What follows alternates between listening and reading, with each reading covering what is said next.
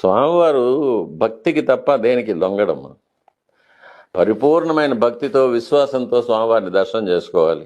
నాకు అధికారం ఉంది, నేను డబ్బులు ఖర్చు పెట్టగలను, పెద్ద టికెట్లు కొనుక్కోగలను, స్వామివారి దగ్గర అరగంట నిలబడగలను, ఒక గంట నిలబడగలను, నాకు అధికారులంతా నాకు ఊడిగం చేస్తారు, సేవలు చేస్తారు అనే ఒక భావంతో వెళితే స్వామివారి దగ్గర స్వామివారి అనుగ్రహం దొరకదు.